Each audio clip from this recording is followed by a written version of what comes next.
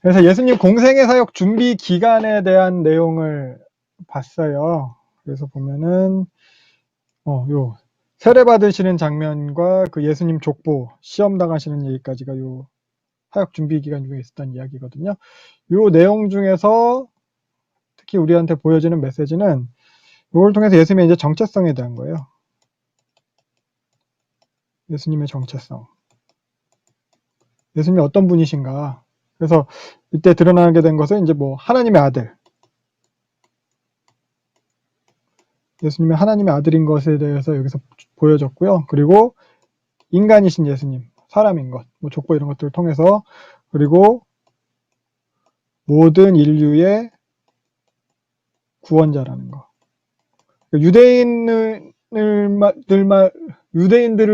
유대인들만을 위한 메시아가 아니라는 거죠. 그래서 이러한 예수님의 정체성이 지난 시간에 본 내용들을 통해서 우리에게 더 메시지로 더 전해지게 됐고요. 그래서 이런 정체성에 맞게 예수님께서 이제 사명을 따라서 공생의 사역을 이제 시작하시거든요.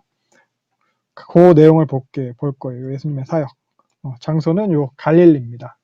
그래서 이런 예수님의 사역 시작으로 인해서 하나님 나라가 확장되어 가는 거예요.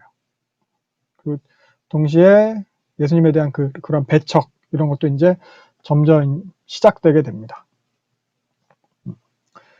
그래서 본문을 보면은 오늘 4장 14절부터 보시면 되거든요. 마귀한테 시험 받으시고 그걸 다 물리치시고 예수님께서 이제 돌아가시는 거예요. 그래서 14절부터 15절 이 두 절은 예수님 갈릴리 사역 전체를 갖다 요약하는 표현이라고 할 수 있어요. 성령의 능력으로 사역을 하셨고 갈릴리 여러 회당에서 가르치셨고 그리고 여러 사람에게 칭송을 받으셨다. 보면 여기서 이제 회당에서 가르치셨다는 이야기가 나와요. 그래서 예수님도 안식일마다 회당에서 가르치신 거예요. 사실 이제 성인이 되면은 순번이 있어서 회당에 가면 이제 랍비가 아니더라도 이제 돌아가면서 성경을 읽을 수 있었거든요. 그러니까 예수님도 이제 그 회당에 가서 성경을 읽으시면서 또 가르치시게 되는 거죠. 그러면서 이제 16절부터 30절까지가 나사렛에서 배척당하시는 내용입니다. 그래서 지도를 잠깐 보면은 나사렛 지도에 좀 익숙해지셨나요? 여기가 이제 갈릴리 호수고 여기가 나사렛이고 예수님 고향이고 주로 사역하는 곳은 요 가버나움이에요. 그래서 예수님이 이제 요 시험 받으시고 나서 나사렛 자기 고향으로 돌아가셔가지고 늘 하시던 대로 회당에 가셨어요. 예수님도 율법을 되게 잘 지키세요. 말씀도 늘 읽으셨어요. 그래서 늘 안식일에 하시던 대로 그렇게 가셨는데 근데 오늘은 특별하게 이제 예수님께서 찾아서 읽고자 하시는 말씀이 있었어요. 그게 이제 18절부터 19절에 나온 예수님이 어떻게 보면 사역 시작 취임설교예요. 취임설교. 요게 이사야 본문입니다. 이사야 61장 1절 2절 요 말씀을 갖다 읽으시는 거거든요. 2절 상반절까지. 그러면서 예수님께서 이것에 대해서 지금 이것이 이루어졌다. 21절. 이 글이 오늘 너에게 응하는데 지금 이루어졌다고 얘기하는 거예요. 예수님 자신에게 성령이 임하셨고 이제 이게 희년이 시작됐다라고 선포하는 거거든요. 이사야 61장 요 본문이 희년과 관계된 본문이에요. 희년, 레위기 25장에 나타난 그 본문이죠. 희년, 레위기하면서 배웠어요. 그래서 희년 모든 것이 다 원래대로 회복되어지는 게 희년이에요. 빚을 다 탕감해주고요. 종들한테 자유롭게 다 풀어주고요. 땅도 다 돌려주고 이런 거예요. 그러니까 예수님으로 인해서 가난한 자들, 약자들한테 이러한 회복이 이제 시작됐다고 예수님이 선포하시는 거예요. 새로운 시대가 되는 거거든요. 새로운 국면, 그런 새로운 국면의 시작을 선포하시는 거예요. 그러니까 하나님 나라의 시작을 이야기하는 거예요. 그래서 21절 이 글이 오늘 너희에게 응했다. 그래서 누가는 지금 이 누가복음을 읽는 원독자들한테 이미 시작된 그런 현재적인 하나님 나라를 갖다 강조하고 있어요. 근데 이미 시작됐는데 아직 완성은 아닌 거죠. 그러니까 초림은 시행됐는데 아직 재림은 아니에요. 그래서 요 이사에서도 인용하신 걸 보면은 2절 상반절까지 이렇게 인용을 하세요. 은혜의 해를 갖다 선포하세요. 보복의 날은 아직인 거예요. 이미 시작된 하나님 나라지만 아직 예수님의 재림은 우리가 또 기다리고 있는 거잖아요. 이렇게 인용을 해서 하나님 나라의 시작을 갖다가 예수님이 선포하고 계십니다. 그래서 여기서도 강조되는 것은 이거예요. 여호와의 영, 성령. 그래서 성령이 임하셨기 때문에 이 모든 사역이 시작되었음을 갖다 이야기하고 있는 거예요. 그래서 이제 그 이후에 예수님 이렇게 선포하시고 나서는 이제 22절부터 사람들의 반응이 이어집니다. 처음에는 놀랐어요. 근데 곧 배척이 시작돼요. 읽어보시면 아시겠지만 상황 전환이 좀 갑작스러운 느낌이 있기는 해요. 근데 이 흐름을 좀 짚어보면은 그들이 먼저 예수님을 의심했어요. 그리고 예수님은 그들의 속마음을 알고 계셨던 거고, 그래서 말씀하시는 거예요. 4장 23절. 이렇게. 니네도 이렇게 말할 거다. 이게, 이런 식의 얘기예요. 그래, 니까짓 게 그래, 어디 한번 해봐라. 이런 식의 태도인 거예요.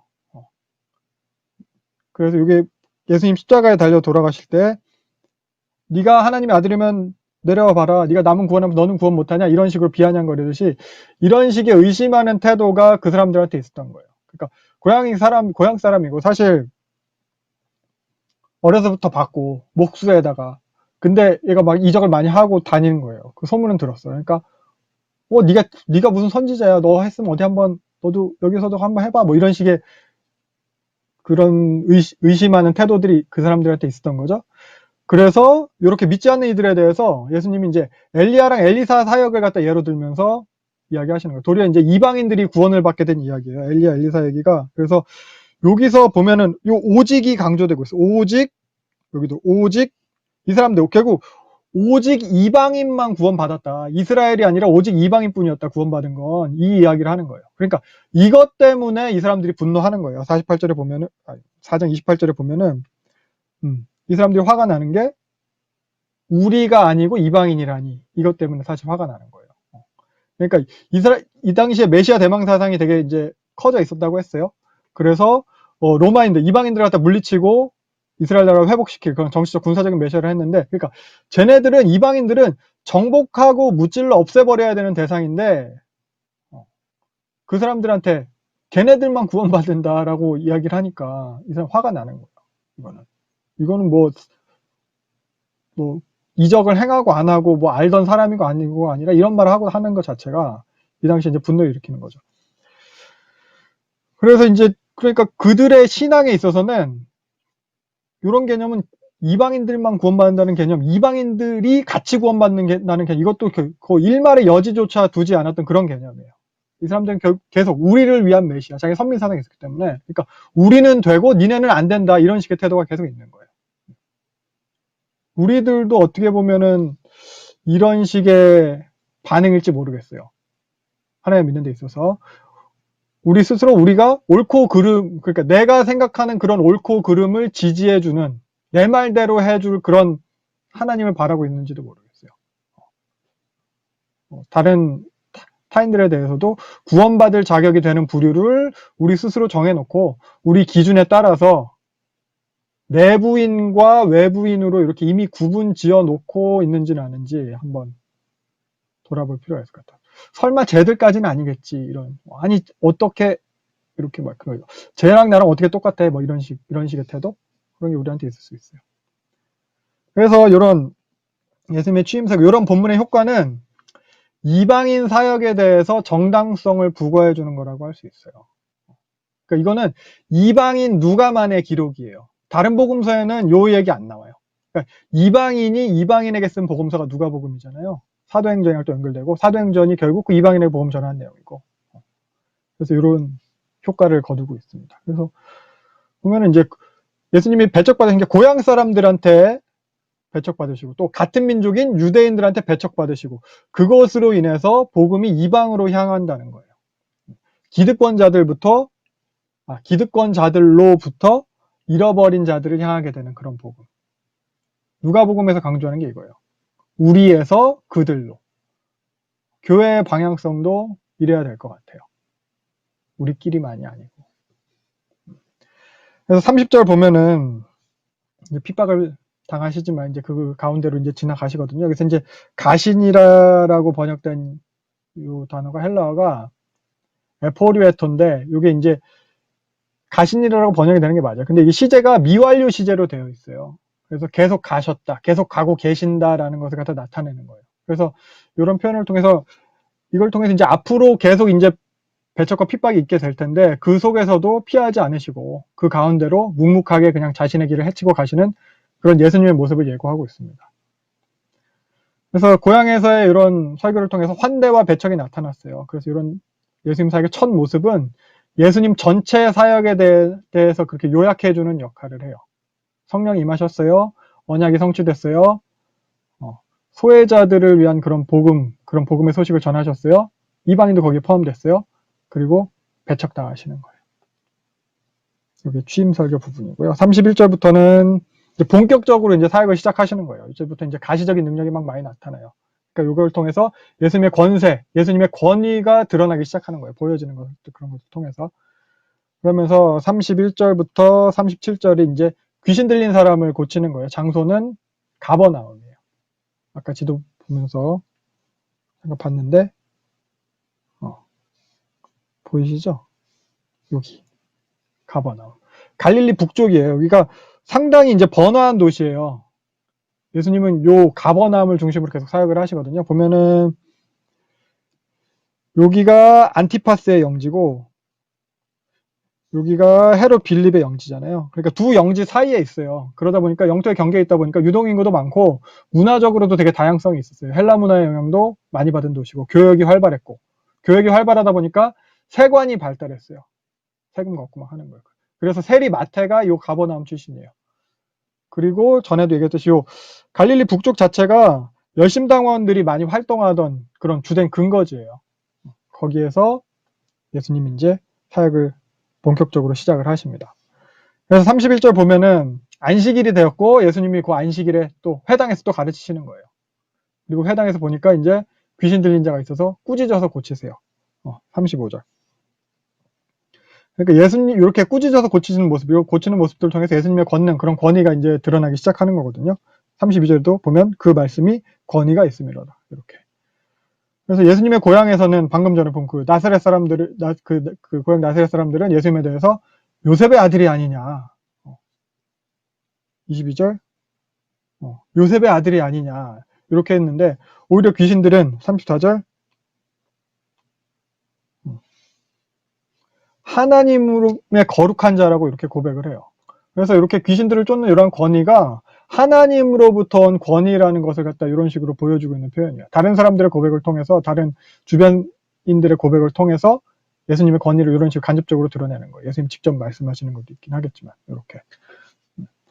그리고 이제 38절부터 39절은 이제 베드로의 장모를 갖다가 이제 고쳐주는 내용이거든요. 시몬이 베드로예요. 다 아시죠, 그거는? 여기도 보면은 이제 역시 이제 꾸짖어서 고치십니다. 39절로 보면 꾸짖으신데, 이렇게. 그래서 이렇게 이후에도 꾸짖어서 고치시는 모습들이 계속 이제 등장을 하거든요. 여기도 예수께서도 꾸짖으사, 꾸짖으시니, 꾸짖으시고, 꾸짖으시면서 능력을 행하고 치료하시는 모습, 요게 다 예수님의 그런 권위를 보여주는, 능력을 보여주는 표현이라고 할 수 있겠습니다. 그래서 여기서 좀 더 살펴볼 거는 예수님이 지금 병 고치는 사역을 했어요. 베드로의 장모도 고치고 회당에서 귀신 들리는 사람도 고치고. 근데 이게 안식일이었어요. 안식일에 병 고치는 걸 하셨어요. 안식일에 귀신 들리는 사람 고쳤어요. 안식일인데 안식일에 이런 거 해도 돼요? 나중에 이것 안식일에 하면 안 된다고 막 바리새인들 쫓아올 거예요. 근데 이때는 아직은 안식일이라고 트집 잡는 사람들이 나타나지 않았어요. 그러니까 예수님의 사역이 점점 커지면서 배척하는 세력들도 점점 커지는 거거든요. 그러니까 아직은 그렇게 막 유명하지 않았을 시기예요. 그러니까 아직은 예수님이 그 기득권 세력의 견제의 대상은 아니라는 거죠. 그래서 40절부터 보면은 예수님의 사역이 이어지는데 40절에 해가 지니까 이거 보면은 해질 무렵에 해가 지니까 이제 사람들이 다 나오는 거예요. 이게 뭐냐? 안식일이었어요. 안식일이 끝난 거예요. 해가 지는 거. 유대인의 날의 개념은 저녁에 시작해요. 해가 지면은 그 다음 날이 시작하는 거거든요. 그러니까 저녁에 해가 지니까 안식일이 끝났으니까 그러니까 사람들이 오는 거예요. 고쳐달라고. 그래서 예수님이 이제 사람들을 막 많이 고쳐주시죠. 그래서 요 내용은 이제 공관복음에 모두 다 등장하는 내용인데, 근데 누가복음만의 표현이 있어요. 그게 이거예요. 일일이 그 위에 손을 얹으사. 일일이라고 표현하고 있어요. 일일이. 다른 복음서에는 이렇게 표현이 안 돼요. 마태복음에는 말씀으로 고치셨다고 나오고, 마가복음은 그냥 고치셨다는 표현밖에 없어요. 근데 누가는 일일이 손을 얹어서, 그러니까 누가는 예수님을 보다 이제 좀 인간적인 모습, 개인을 갖다 긍휼히 여기시는 그런 모습, 그런 마음을 갖다가 보다 이제 강조하고 있는 거예요. 그리고 또 이런 모습은 새로운 질서에 대해서 보여주는 거라고 할 수 있을 거예요. 그러니까 이제껏 유대인의 개념에 있어서는 그 부정한 것은 피해야 되는 거거든요. 부정한 것이 몸에 닿으면 그 몸에 닿은 그 사람까지 부정해지는 거예요. 물건도 마찬가지고 부정한 물건이랑 닿으면 그 물건도 부정해지는 거고 물건끼리도. 그래서 그러다 보니까 그 전에도 얘기했죠. 목동을 제일 그 하대하는 직업이라고 했잖아요. 양치는, 들에서 양치는. 아무 데나 다니다 보니까 부정한 짐승들이 다녔던데 같이 밟고 다니고 같이 앉고 그러다 보니까 걔 부정하게 여기는 거거든요. 그리고 나중에 보면 보겠지만 누가복음 10장에 보면 선한 사마리아인 비유에서도 보면은 제사장도 레위인도 그냥 다 죽은 사람 피해 가잖아요. 이게 시체 닿으면 부정하거든요. 피 이런 거 함부로 만질 수 없거든요. 그래서 지나치는 거예요. 레위인과 제사장은 특별히 성지에서 일해야 되는, 정결해야 되는 사람이니까. 근데 예수님의 사역하시는 모습을 보면 이거는 이제 되게 새로운 모습이에요. 손을 대어서 고치세요. 이후에도 누가는 예수님이 손으로 만져서 고치는 모습을 계속 등장시켜요. 근데 어떻게 돼요? 부정한 것을 만졌는데 도리어 정결해지는 사건이 되는 거죠. 제사가 없이 정결해지는 사건이에요. 레위기 하면서 배웠어요, 우리. 부정해진 사람, 죄 혹은 죄인 하면은 제사 드려야 돼요. 아니면 정결법에 따라서 막 씻던지 뭐 이런 거 해야 돼요. 물로 씻고 어디 진영 밖에서 며칠 동안 지내고 오고 이런 거. 근데 그런 게 없는 거예요. 성령과 제사가 필요 없어요. 제사가 필요 없고. 그런 식, 예수님을 통해서 이렇게 새로운 질서가 나타나는 거예요. 예수님을 위한 새로운 질서.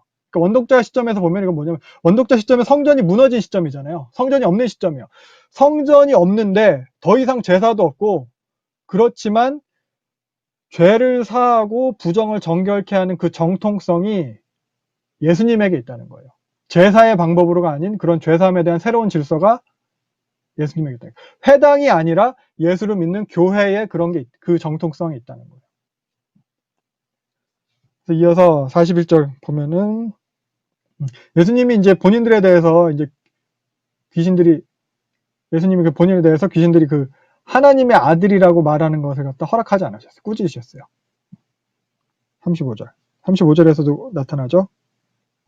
꾸짖어서 잠잠하라고. 그렇게. 그러니까 아직 때가 아닌 거죠. 아직 메시아적 정체성을 확 그렇게 더 드러낼.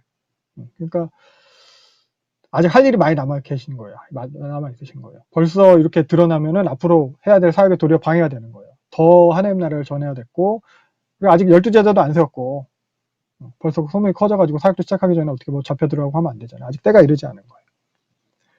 그러시고 사역을 어떻게 보면 밤새 하신 거예요. 42절. 날이 밝았어요. 예수님은 한적한 곳에 가셨대요. 여기 뭐 마가복음의 평행 본문에는 이때 기도한다는 표현이 같이 있긴 한데 아마 기도하셨을 거예요. 그리고 예수님을 찾아서 이제 막 무리가 잡죠. 그 무리를 이제 떠나세요. 왜 그러셨나? 그러니까 예수님의 목적은 자기를 필요하는 사람들의 뭐 필요를 채워준다거나 그들의 왕이 된다거나 그들의 필요에 따라 움직이는 그런 게 예수님의 목적이 아니죠. 그러니까 예수님의 목적은 43절에 나왔듯이 하나님 나라의 복음이에요. 요거 복음, 하나님 나라의 복음을 하나님 나라를 전해야 되는 거예요. 그래서 예수님한테 중요한 것은 뭐 귀신을 쫓고 병 고치고 이런 게 사실 아닌 거죠. 그러니까 사람들은 이런 기적을 갖다 중요하게 생각을 했어요. 근데 예수님이 목적하신 것은 하나님 나라예요. 그래서 이제까지도 요 가버나움에서 예수님은 계속 하나님 나라의 복음을 전하셨고 이제부터는 가버나움 말고 다른 동네에 가서도 요 하나님 나라의 복음을 전해야겠다라고 하시는 건데 근데 이제까지도 요 가버나움에서 예수님이 하나님 나라의 복음 전한 거 들은 그 사람들은 하나님 나라의 복음을 기억하기보다는 그런 예수님의 가르침이 아니라 예수님의 기적 이런 거를 갖다가 더 기억하고 있는 거죠. 그러니까 이들은 예수님 붙잡아두려고 한 거고 결국 자기 필요에 따라서 예수님을 자기 뜻대로 하려고 하는 거예요. 우리의 모습들도 이와 다르지 않을 거예요.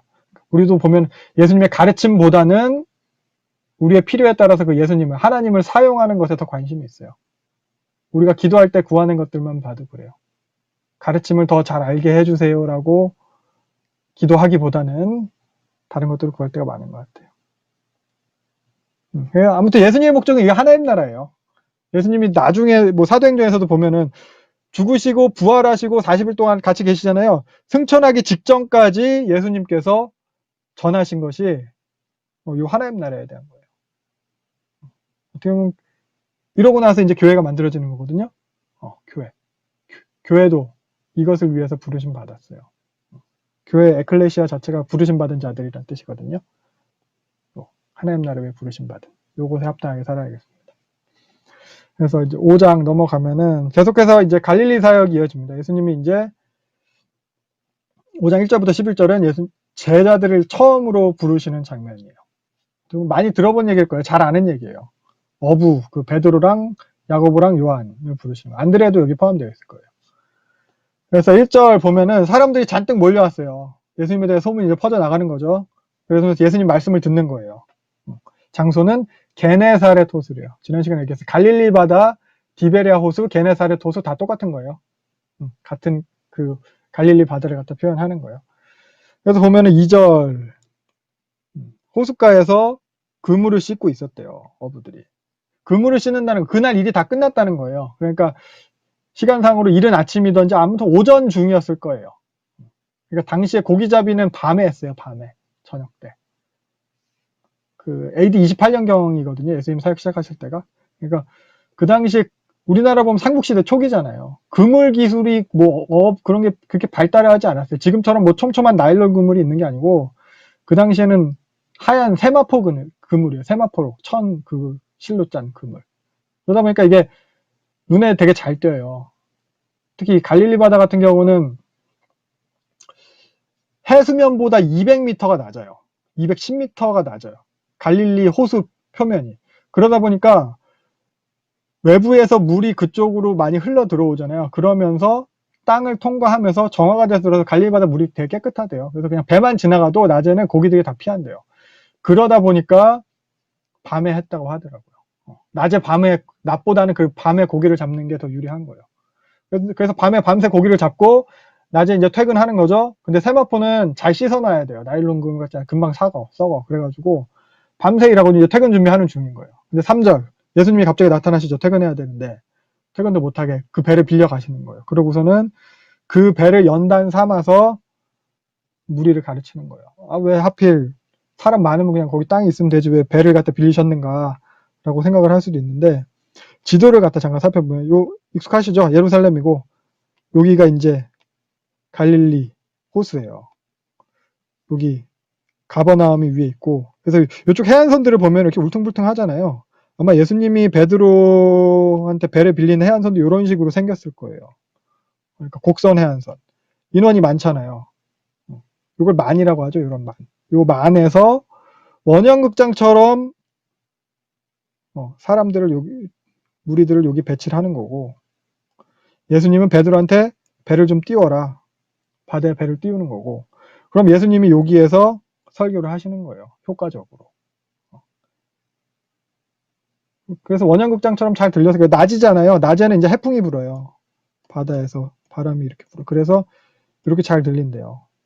에베소 원형극장도 이런 원리로 이런 방향으로 만들었다고 하더라고요. 또 갈릴리 바다는 또 낮에는 또 잔잔하고 이렇게. 그래서 아무튼 예수님이 이렇게 말씀을 전하시고 그리고 나서 말씀을 마치시고 4절부터 보면은 그러니까 베드로 같은 경우 밤새 일하는데 허탕만 쳤잖아요. 퇴근도 못하고 막 피곤해 죽겠는데 빨리 씻고 낮에 자야지 밤에 나와서 또 일할 텐데 근데 고기 잡으라고 가르치고 있어요. 목수가 어부한테 고기 잡으라고 가르치고 있는 거예요. 그러니까 베드로 입장에 어떻게 긴가민가 했을 거예요. 보통 같으면 막 어림도 없는 얘기인데 근데 예수님이 막 병도 고치고 귀신도 쫓고 하는 얘기를 갖다 익히 알고 있으니까 이제 5절 보면 이제 말씀에 따르는 거예요. 말씀에 의지하여. 텐데 이때 안드레도 같이 배 타고 있었을 거예요. 형제. 시몬 베드로의 형제. 그래서 그물을 내렸더니 물고기가 엄청 잡히게 되는 거죠. 그래서 다 놀라게 되고 비로소 베드로가 이제 깨닫고 엎드려서 8절 자신이 죄인임을 갖다 고백하는 거죠. 베드로가 뭘 깨달았을까? 그러면은 5절이랑 8절에서 차이가 호칭이 바뀌어요. 여기 보면 5절 같은 경우에는 선생님, 근데 8절에는 바로 주님, 하나님에 대해서 이렇게 표현하는 거거든요. 그러니까 메시아적 어떤 그런 걸 깨달은 거야. 말씀을 듣고 이제 순종했어요. 그랬더니 베드로가 하나님의 어떠하심, 예수님의 어떠하심을 경험하게 됐어요. 그리고 그 앞에서 자신의 존재를 깨닫게 되는 거예요. 감히 내가 이렇게 어떻게 여기 있을 수 있지? 뭐 이런 여기 내가 같이 이렇게 있을 수 있지, 이런 느낌. 그래서 이사야 같은 경우도 보면은 하나님의 임재 앞에서, 하나님의 그 위험 앞에서 자기 존재를 깨닫고 이런 고백을 하게 되는 거거든요. 아, 나 이렇게 부정한 사람들 중에서 있었는데 난 망했다, 이제 나 죽었다, 이런 식의 두려움, 경외함, 이런 거. 그래서 베드로도 자신을 갖다 이제 죄인으로 고백을 하게 되는 거죠. 요 자신을 죄인으로 고백하는 거, 자신의 죄를 뭐 인정하는 거, 죄인임을 인정하는 거, 요게 사실 회개의 시작이거든요. 그러니까 구원의 첫 출발점이라고 할 수 있을 거예요. 당시 원독자들, 이방인들한테도 필요한 개념이 요거예요. 죄인임을. 근데 사실 예수를 믿는다는 게 이것부터 시작인데, 이것부터가 사실 좀 쉽지 않은 개념이에요. 그냥 평소에 생각 없이 지내는 사람들한테. 예전에 뭐 사형리, 요새 사형리로 전도 안 하지만 예전에 사형리 가지고 전도하다 보면은 제일 처음 부딪히는 게 이런 부분이에요. 당신은 하나님부터 떠내는 죄인입니다. 그러면은 그냥 생각 없는 사람, 내가 뭘 잘못했냐, 이렇게 나오는 거예요. 남한테 피해 안 주고 법 잘 지키고 죄도 안 짓고 이렇게 살았는데 뭐 이런 식으로 반응이 나오는 거거든요. 그러니까 당시 이방인들도 보면은, 그러니까 예수를 믿는 이유가 죄의 문제를 해결하기 위한 개념이라기보다는 삶의 문제 혹은 사후의 문제를 해결하기 위함으로 여겼던 거예요. 그러니까 많은 신들이 있었잖아요, 헬라에. 그 수많은 다른 신들 중에서 이번에는 예수라는 신을 믿어보자, 이런 식인 거예요. 생활 방식 이런 건 바뀌지 않아요. 내가 원하는 것도 바뀌지 않아요. 신의 대상만 바뀌는 거예요. 그러니까 기독교의 개념은 그런 당시 이방인들이 가지고 있던 종교의 개념이랑은 다른 거잖아요. 그래서 이들한테 알려줘야 됐어요. 교회와 그런 하나님 나라의 개념에 대해서. 그래서 제자를 처음 부르는 이 장면에서 누가가 이 개념을 보여주고 있는 거예요. 그래서 이어지는 그런 예수님의 그런 모습들 속에서 이런 죄인들을 부르시고 회복시키신다는 개념이 계속 나타나게 됩니다. 새로운 시대, 새로운 개념을 이렇게 가르치시는 거예요. 하나님 나라. 그래서 하나님 나라, 어떤 종교적 행위나 그런 기준으로가 되는 게 아니고 자신이 죄인임을 인정하는 자들, 그런 겸손한 자들이 하나님 나라에 합당한 자들이다, 이런 것들이 앞으로 계속 나올 거예요. 그래서 10절 11절도 보면은 이렇게 자기를 갖다 죄인으로 고백한 베드로한테 예수님이 새로운 사명을 주십니다. 배가 이렇게 가라앉을 정도로 물고기가 가득 찼듯이 이제는 네가 사람을 그만큼 얻을 거다, 예수님이 이 말씀을 하세요. 이 말씀은 이제 사도행전에 성취가 되거든요. 베드로가 한번 설교할 때마다 3,000명이 돌아오고 5,000명이 돌아와요. 예수님이 누가복음에서 이렇게 말씀하신 게 사도행전에서 그대로 이루어지는 거예요. 이것을 위해서 누가는 이 장면을 갖다가 자신의 복음서에 추가한 거예요. 마태복음이나 마가복음에는 고기 많이 잡히는 장면 안 나와요. 그냥 어부들이 있길래 나를 따라라 하니까 그냥 따르는 장면 요것만 나와요. 그래서 11절 보면은 이들이 베드로 육지에 대고 따르게 됩니다. 예수님. 그래서 뭐 모든 것을 버렸다는 것, 이걸 강조해요. 누가는 모든 것을 버려두고. 이게 이제 첫 제자를 부르신 장면의 모습이거든요. 그래서 보면은 요 본문을 가지고 뭐 설교들을 많이 들어보시긴 하셨을 거예요. 근데 그런 설교들 중에서 이런 식의 말씀에 순종했더니 기적적인 복을 받았다, 이런 식의 설교, 이런 건 좀 점검을 해봐야 돼요. 기적을 왜 베푸셨느냐가 사실 더 중요해요. 말 잘 들은 대가로 기적을 베풀어 주신 건가요? 고기 많이 잡아서 베드로 뭐 부자 되라고? 순종했으니까. 그럴 거면 그냥 금덩어리를 주셨겠죠. 오늘 배 잘 썼다 이러면서 막 몇 달란트 이렇게. 하다못해 베드로한테 야, 너 부자 됐으니까 이거 가지고 가서 사람들을 도와줘라, 교회에 헌금 많이 해라, 사실 이런 것도 아니거든요. 베드로한테 관심이 있으셨어요, 예수님은. 베드로를 하나님 나라 백성으로 만들기 위함이에요. 베드로를 그냥 부르시기 위함이에요. 사실 이 본문을 가지고 한 CCM 찬양도 있죠. 주의 말씀 의지하여 깊은 곳에 금을 던져. 요거. 요 찬양도 보면 어떻게 말씀을 좀 짜집게 한 느낌이 드는데, 이 본문에서는 말하고자 하는 그게 아니에요. 사실 초점이 좀 빗나갔어요, 그 찬양도. 그래서 예수님이 처음으로 제자들 부르신 장면이에요. 부르셨어요. 예수님이 부르신 거예요. 사실 이게 제일 중요해요. 찾아오심. 그러니까 당시에 일반적으로 랍비와 제자들의 모습은 유대인도 그렇고 헬라인도 그렇고 제자가 당시 유명한 스승을 선택하고 찾아가서 허락받고 수강을 하고 배우는 게 보통이에요. 제자가 찾아다니는 거예요. 근데 예수님은 본인이 직접 택하시고 찾아오셨어요. 직접 오신. 이게 성육신이에요. 예수님이 오신 거예요. 오셔서 부르신 거예요.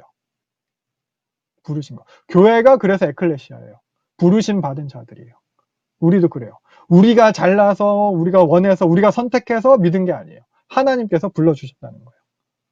그래서 이 본문에서 중요한 것은 예수님께서 찾아오신 것이 예수님이 보이신 기적보다 더 크다는 거예요. 찾아오심이 기적보다 크다는 거예요. 초월자의 찾아오심이 어떤 초월적인 기적보다 크다는 거예요. 이 부분을 갖다 잘 기억을 하시면 좋을 것 같아요. 예수님이 오시고. 그래서 예수님이 제자들을 부르셨잖아요. 이제까지 혼자 하시다가 이제는 제자들까지 사역이 이제 팀을 이루는 거예요. 팀이 확장된 거예요. 예수님으로부터 제자들에게로까지 확장. 그러니까 하나님 나라의 확장이 일어나는 거거든요. 예수님이 하나님 나라신데 제자들로에게까지. 이제 이어지는 것은 이러한 하나님 나라에 관한 가르침이 이어집니다. 누가복음의 패턴이에요. 저는 시각하면 알겠어요. 하나님 나라의 확장적인 그런 모습이 사역이 등장을 하고 그리고 그 하나님 나라에 관한 가르침이 이어집니다. 그래서 예수님의 사역을 통해서 어떤 가르치심을 하시는지 한번 보면은 12절부터 16절에 그 나병 환자 고치시는 본문이거든요. 그래서 나병은 뭐 지금도 뭐 그렇겠지만 당시에는 가장 큰 불행으로 여겨지는 병이었어요. 죄가 있어서 당하는 병. 이건 그냥 저주예요. 나병 환자는 가장 부정한 부류고 공동체 안에서 속할 수 없었어요. 종교적으로 사회적으로 그냥 격리해요. 배척되는 부류예요. 그냥 죄인으로 여겨지는 환자가 그 부류가 그 나병 환자. 이 저주받은 죄인을 예수님께서 공동체 일원으로 회복시키십니다. 12절 보면은 엎드려서 구해요. 예수님을 보고 그리고 또 뭐라고 해요? 주로 부르고 있어요. 8절에 베드로랑 같은 표현이거든요. 베드로도 엎드렸어요. 예수를 보고 엎드렸어요. 그리고 주여. 같은 표현이 같이 배치를 한 거예요. 그리고 나서 말이요. 낫게 해달라고 깨끗하게 하실 수 있나이다. 이거 낫게 해달라고 한 게 아니에요. 깨끗하게. 헬라어 카다리조인데 이거 종교적인 의미예요. 죄사함과 관련된 의미예요. 그래서 히브리서에 보면은 요거예요. 피로써 정결하게 하는 같은 의미. 정결이 카다리조예요. 아까 말한 그 나병 환자 말은 방금 말한 깨끗하게. 그래서 피로써 정결하게 되다니 그게 죄사함 점. 그래서 이거는 죄사함과 관련된 개념이에요. 어떻게 보면 나병 환자 스스로도 자기가 이제 그런 죄인인 것을 인식을 하고 있는 거예요. 그랬더니 예수님이 13절 여기도 손을 대시면서 말씀하세요. 내가 원하노니 정결함을 받으라. 깨끗함을 받으라는 거예요. 이것도 죄사함과 관련된 표현이고. 그래서 방금 말씀드린 나병 환자는 접촉해서는 안 되는 부류잖아요. 만지면 부정해지는 거예요. 나병 환자가 만졌던 곳을 내가 만져도 부정해요. 그래서 나병 환자는 진영 밖에서 그런 공동체 밖에서 살도록 하는 거거든요. 그래서 나병 환자는 사람들이 자기를 갖다 접촉하지 못하게 피해 다니도록 그렇게 막 외쳐야 돼요. 레위기 보면은 이렇게 윗입술을 가리고 부정하다 이렇게 알람 경고를 외쳐야 되는 거예요. 이렇게. 근데 예수님이 이 나병 환자한테 접촉하시는 거예요. 어떻게 보면 율법 어기는 거거든요. 근데 지금까지 사실 예수님 뭐 태어나실 때부터 모습이 율법을 잘 지키는 모습이셨어요. 근데 드디어 율법을 어기는 건가? 그게 아니라 예수님은 율법의 그 근본 정신을 이루시는 거죠. 율법 조항을 범하시는 걸 수는 있으나 그 근본 정신을 이루시는 분인 거예요. 율법을 완전하게 하시는 분. 마태복음에는 이렇게 예수님이 직접 표현도 하고 계신데 그래서 보면은 예수님이 손을 댔는데 도리어 나병 환자가 깨끗해지는 거예요. 예수님이 부정해지는 게 아니라 오히려 나병 환자가 정결해지는 거예요. 그러니까 아까 말했듯이 죄사함과 정결에 대해서 새로운 질서가 나타나고 있는 걸 여기서 보여주고 있는 거예요. 그래서 14절 예수님 이제 나병 환자에게 명령하십니다. 제사장에게 보이고 모세가 명한 대로 예물을 드리라. 이건 레위기 14장에 나오는 그런 내용이거든요. 나병 환자의 정결 예식에 대한 거예요. 이게 뭐 이렇게 돼야지 뭐 깨끗해진다 이게 아니고 이것으로 제사장이 공식적인 선언을 해주는 거예요. 공동체에 다시 들어올 수 있도록. 공동체에 완전하게 참여할 수 있게 되는 거예요. 공동체의 회복을 공식적으로 확증해 주는 거예요. 이걸 갖다 예수님이 하라고 하는 거예요. 이 사람들은 이게 구원이에요. 공동체로 다시 회복되는 거. 하나님 백성.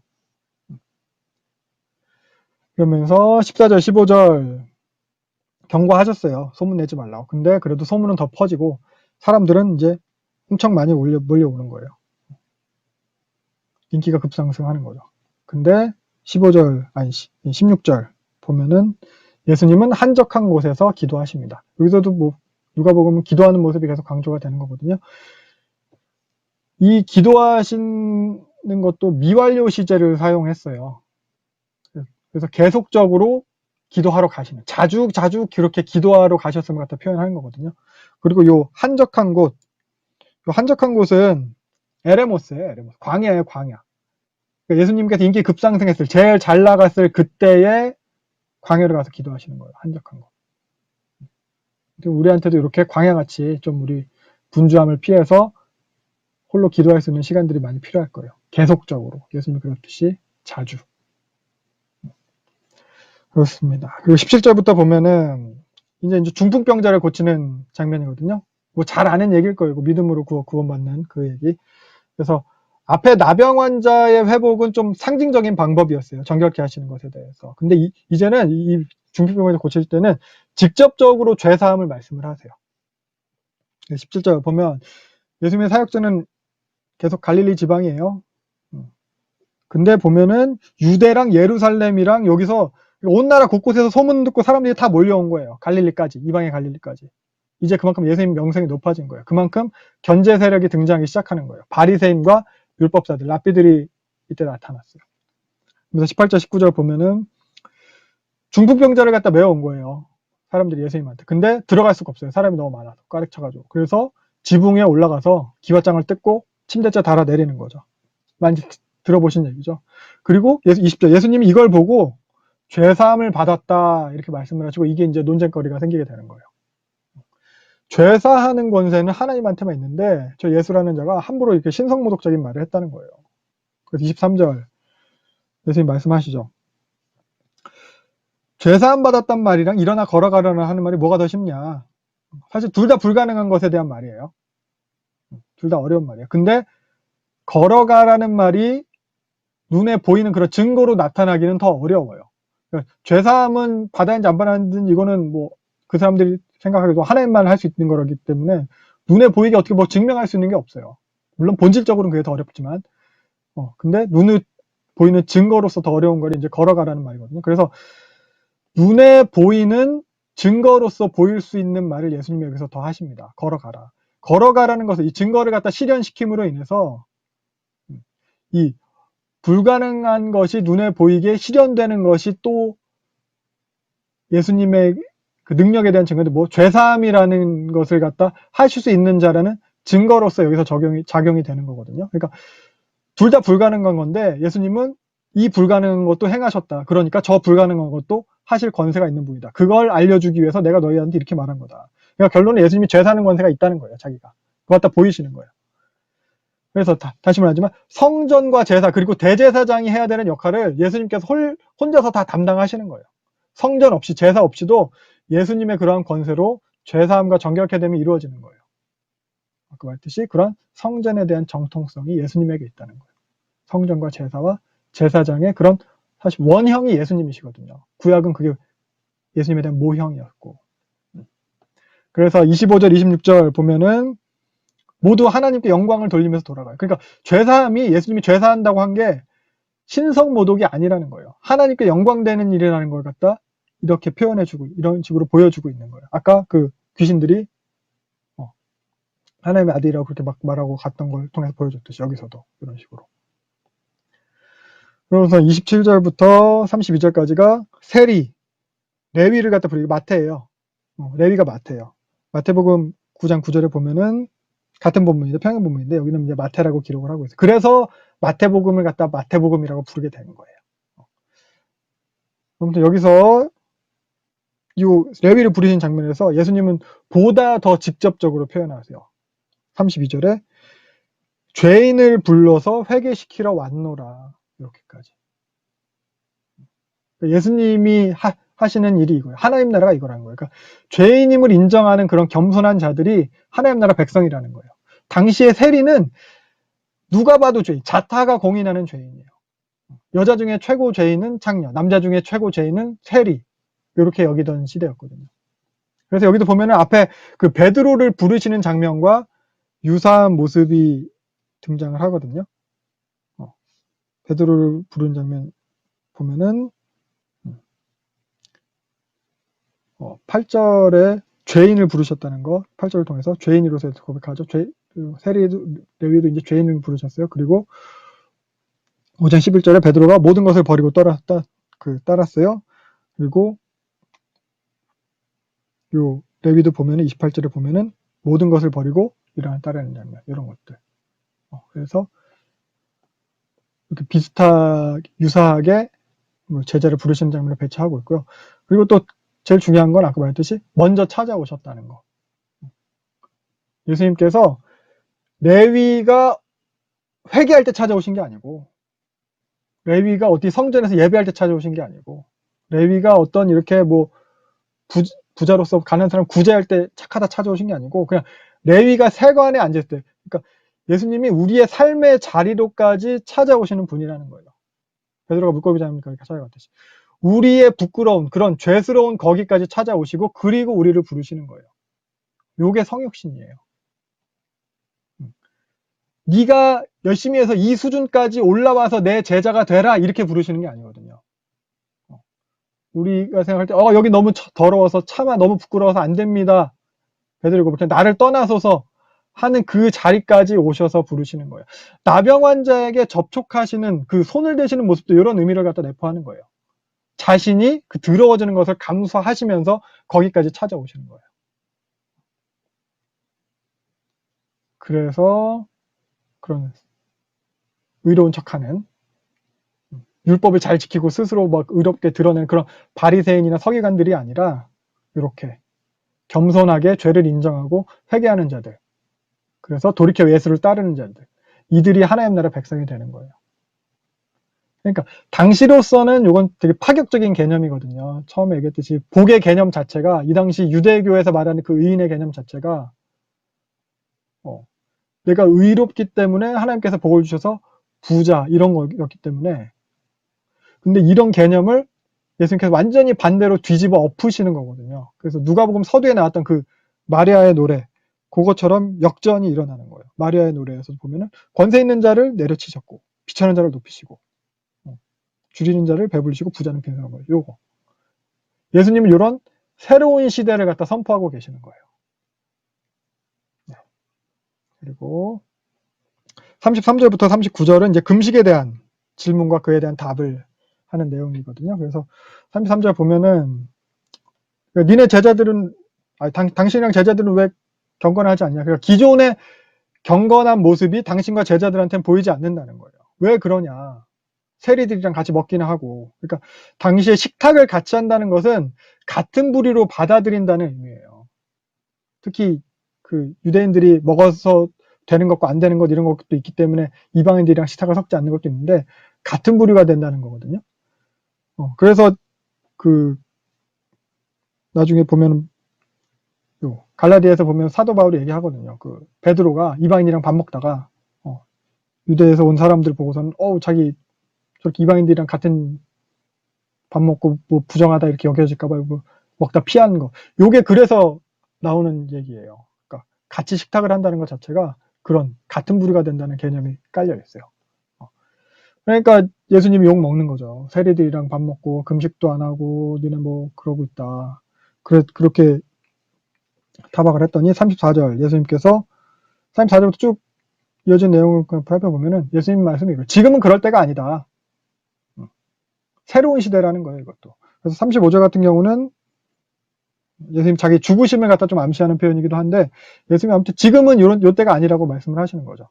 그러면서 새 옷 조각을 낡은 옷에 붙이지 않는다. 새 술은 새 부대에 담아야 된다. 안 그러면 둘 다 망한다. 뭐 이렇게. 그러니까 새로운 시대에는 새로운 시대의 질서대로 해야 된다. 니네 낡은 거다. 그렇게 얘기하는 거예요. 그러니까 원형이 왔는데 모형을 계속 주장할 수 없다. 이 얘기를 하는 거예요. 모형을 계속 주장하는 거. 그렇게 율법의 관행을 계속 주장하는 거. 그런 거. 기득권을 고수하는 그런 바리새인들을 갖다 비판하고 있는 그런 내용이라고 할 수 있을 거예요. 그래서 앞뒤 문맥과 연결해서 보면은 그런 식의 외적인 경건, 옛것, 이게 옛것이죠. 그런 외적인 경건이 중요한 게 아니다. 라고 이야기를 하는 거예요. 그래서 그러니까 마태복음을 보면은 요런 거겠죠. 외식하면서 하는 그런 경건들, 외식하면서 드러내 보이게 하는 경건들. 이게 경건한 게 아니라, 이게 중요한 게 아니다. 이런 거예요. 그러니까 나 이만큼 경건하다. 내가 이 정도 의롭다. 그러니까 난 당연히 하나님의 백성이다. 니네들보다 내가 더 하나님의 백성이다.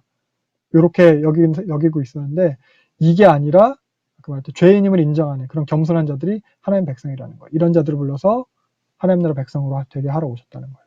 그래서 뭐 세례요한의 메시지랑 다르지 않아요. 세례요한도 누가복음 그 시작의 3장에서 보면은 이 돌들로도 아브라함의 자손을 만드실 수 있다. 스스로 자기네들 의롭다고 아브라함의 자손을 그렇게 여기지 마라. 그러니까 이들이 지금까지 오랫동안 그런 답습된 그런 종교적 관행에만 머무르는 시대에서 이제 그게 아니다. 새 시대가 왔다. 새 시대의 도래를 이렇게 말씀하고 계시는 겁니다. 그래서 계속해서 이와 관련된 내용이 6장에서 이어지게 됩니다. 안식일 논쟁이에요. 그래서 앞의 사건 같은 경우는 이제 경건하지 않다 이렇게 지적질을 한 거라면은 이제는 니네 율법을 범했다, 죄를 지었다 이런 지적질이에요. 그러니까 안식일을 범했다는 거예요. 여기서 그래서 예수님은 이들한테 율법을 범했다는 그런 개념, 율법을 범하는 죄에 대한 개념을 갖다 좀 새롭게 하시거든요.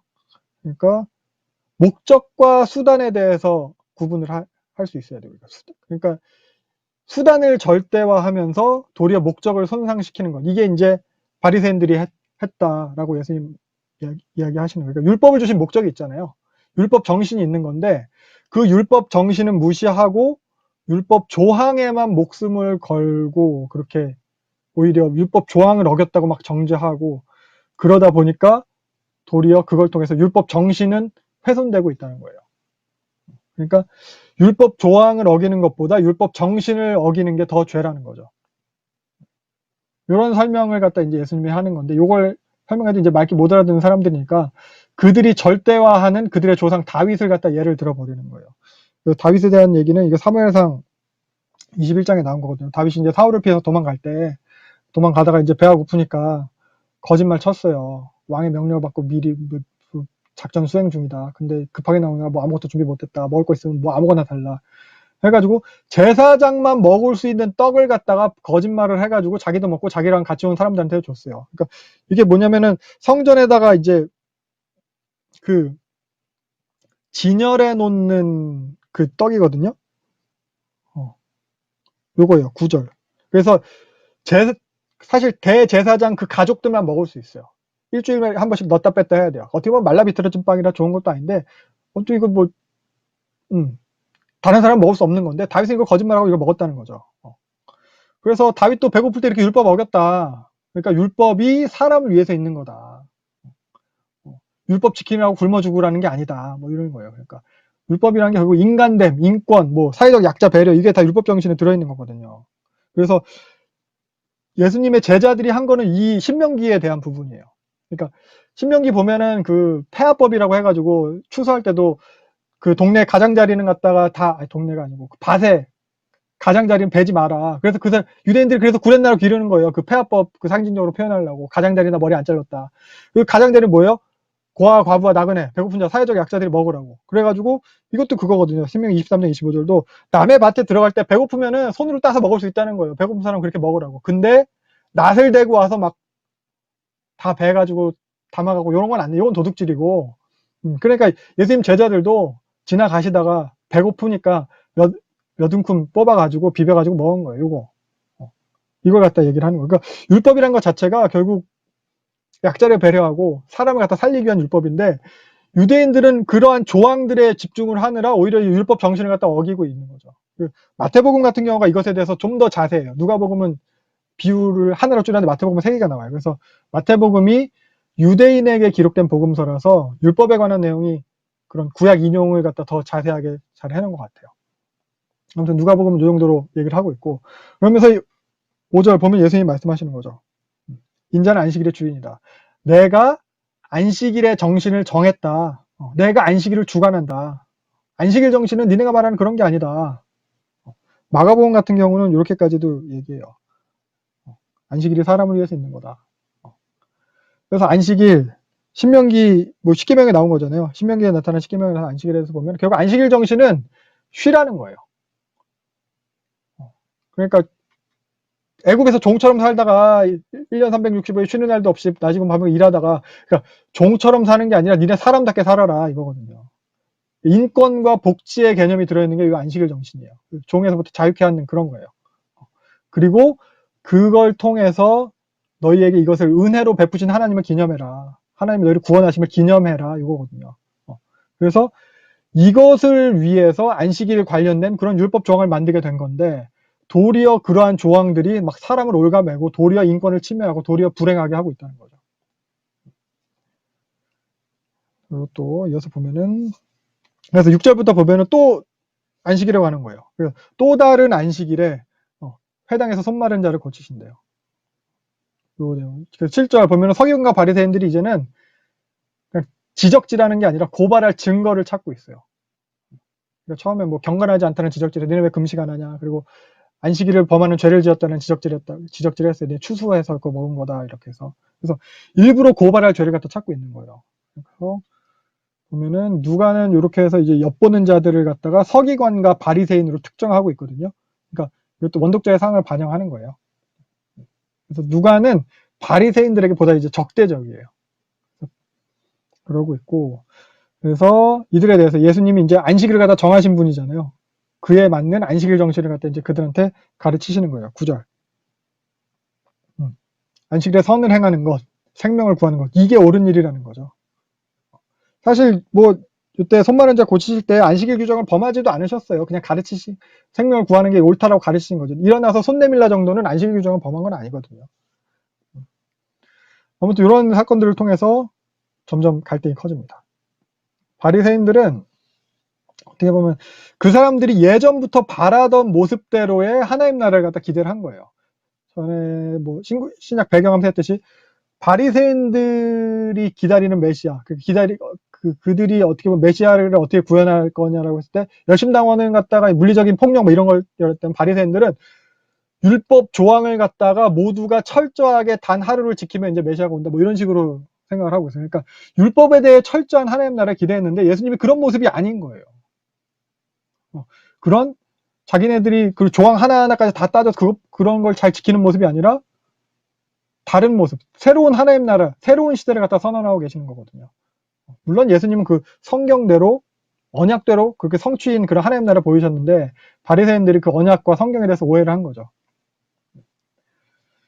그래서 뭐 누가가 얘기하는 거, 누가복음이 얘기하는 기독교죠. 기독교라는 종교는 사람을 살리기 위해서 법을 세우신 그분이 죽는 종교예요. 그러니까 어떤 명분과 법을 지키기 위해서 사람이 죽는 종교가 아니에요.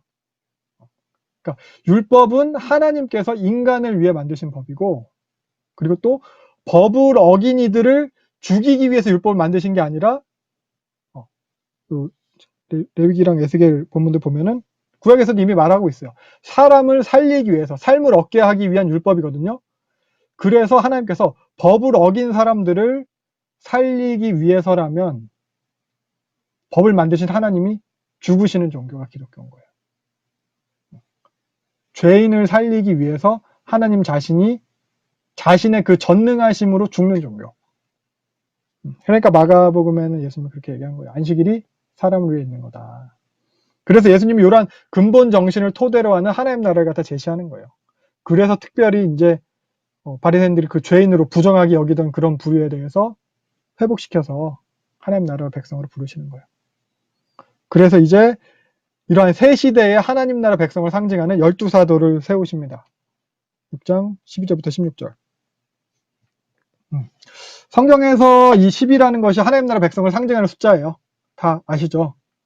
구약의 12지파가 구약의 하나님 백성을 상징하는 거였어요. 하나님 나라, 이스라엘. 그래서 어떻게 보면 구약 내내 요 12이라는 숫자를 갖다 지켜내려는 흔적들이 있어요. 레위지파가 빠졌을 때도 요셉의 두 아들을 갖다 다시 그 에브라임 문하세를 갖다 채워가지고 12 만들고, 뭐 베냐민 지파 뭐 사사기에서 막 사라질 위기했는데도 막 억지로 이렇게 막 납치해가지고 안 없어지게 하고 뭐 이런 것들. 그래서 이 12지파, 이 하나님 나라 백성, 이 12, 요 12지파의 회복을 구약에서 예언한 거거든요. 그리고 새 시대가 됐어요. 12지파가 회복이 돼야 되는데 예수님께서 12사도를 세우는 거예요. 구약에서 예언한 12지파에 대한 회복을 12사도를 세우는 것을 통해서 성취함으로 보이시는 거예요. 그래서 신약에서도 이 12이라는 숫자가 하나님 나라 백성을 상징하는 거거든요. 그래서 사도행전에서도 보면은 이 12이라는 숫자를 갖다 지켜내려고 해요. 요 가룟 유다가 자살해서 죽죠. 마띠아를 뽑아요. 마띠아는 사실 그 이후에 성경에서 언급되지 않아요.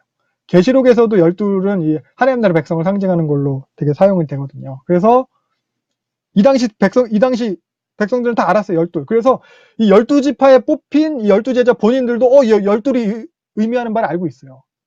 12를 바라보는 다른 사람들도 이 12이 가지는 의미를 다 알고 있었을 거예요. 그러니까 새로운 하나님 나라 백성을 세우는 일이에요. 상당히 중요한 일이에요. 그래서 예수님은 또 이 일을 위해서 기도로 준비하십니다. 밤의 새도록 12절 보면은 밤이 새도록 하나님께 기도하고 그래서 누가복음은 이렇게 기도를 계속 강조해요. 예수님은 모든 그런 구속자적인 사역 앞에서 기도하는 모습이 나타납니다. 그래서 13절 보면 여기서도 택하여 부르시고 사도라고 칭하십니다. 예수님 택하시고 예수님 부르셨어요. 사도라고 칭하셨어요. 사도로 임명하신 거예요.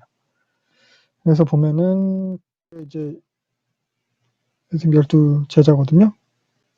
간단하게 뭐 보셔도 다 알 거고 베드로랑 안드레랑 형제고 야고보랑 요한도 형제고 뭐 보아너게 뭐 별명 있고 뭐 빌립이 세례반의 제자인데 바돌로메한테 예수님 소개하고 요한복음에서 그러니까 나사렛에서 뭐가 선한 게 있냐 했다가 찾아갔다가 무화과 나무 앞에서 있는 거 봤다 해가지고 바돌로메가 또 고백을 하잖아요. 그거 도마는 뭐 의심 많다고 그런 식으로 소개된 도마고 마태가 아까 말한 세리고 그리고 야고보는 사실 크게 많이 알려진 부분은 없고요. 그리고 유다도 마찬가지고 요 셀롯 시몬 저번에 얘기했어요. 셀롯 가나안인 열심당원 이런 얘기했고 가룟 유다 있고 마띠아는 새로 뽑힌 거. 그래서 보면은 사실 제일 안 어울리는 집단이 요 마태랑 셀롯 시몬이죠. 얘는 어떻게 보면 친일파 앞잡이고 얘는 독립운동가니까.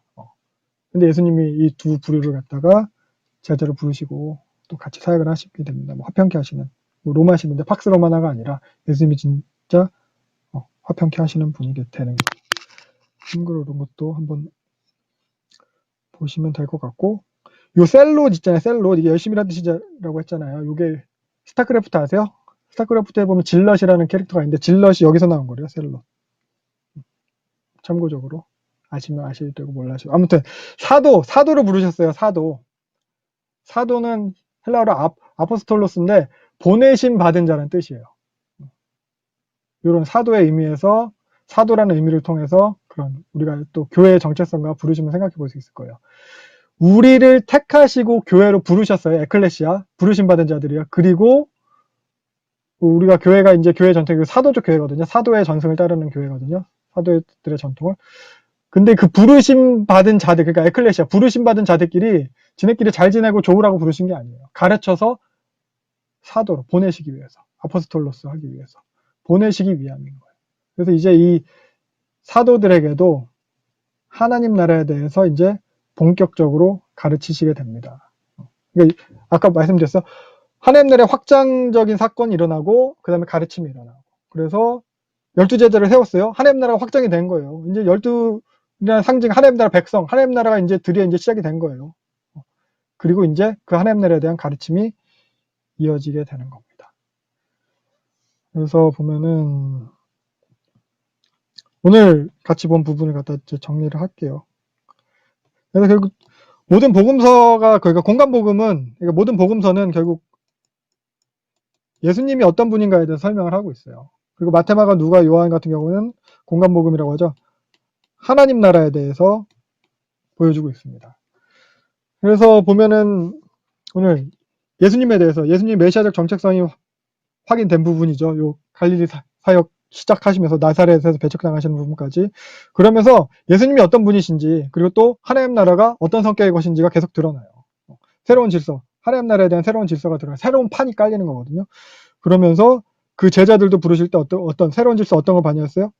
죄인, 겸손한 자들 이런 사람 부르시고 그리고 성전이 아니라 예수님께서 정결케 하시고 예수님께서 죄를 사하시고 예수님이 죄인을 불러 회개시키러 이 처음 제자를 부르셨을 때 반영한 그 개념이 그것에 대한 가르침이 쭉 이어지는 거예요. 그러면서 이 하나님 나라에 대해서 하나님 나라가 어떠한 성격의 것인지 하나님의 통치가 어떠한 것인지를 보여주는 거거든요. 그러면서 옛 질서는 끝났다. 예수님께서 질서의 주관자다. 주인이시다. 그러면서 이런 새 질서에 맞는 새 백성을 세우시는 장면까지 이렇게 봤습니다. 그래서 보면은 예수님께서 뭐 성육신하신 그 개념을 예수님이 제자를 부르시고 사역하시는 것을 통해서도 계속 보여주는 거거든요. 낮은 자리에 오셔서 낮아지시고 낮은 자들과 함께 하심으로 하나님 나라를 이루어 가세요. 낮아짐이에요, 낮아짐. 낮은 자들과 함께함이 하나님 나라의 통치 원리예요. 그게 예수님이 가져오신 새 질서예요. 새 술과 새 부대가 이거예요. 그게 교회예요. 그래서 지금 12월이고 대림절 기간이잖아요. 사실 코로나 때문에 참 세상이 어지러워서 다른 거 신경 쓸 여유도 없고 그런데 요 낮아지신 예수님에 대해 예수님의 그 성육신에 대해서 그리고 또 우리를 그렇게 부르신 에클레시아 부르신 그 정체성에 대해서 그리고 또 우리를 어지러운 요 세상에 보내시는 아포스톨로스 그 사도적인 그런 이유에 대해서 또 생각을 해볼 수 있는 우리가 되면 좋겠습니다. 그래서 오늘은 요 정도까지 하고 마무리를 하면 될 것 같습니다.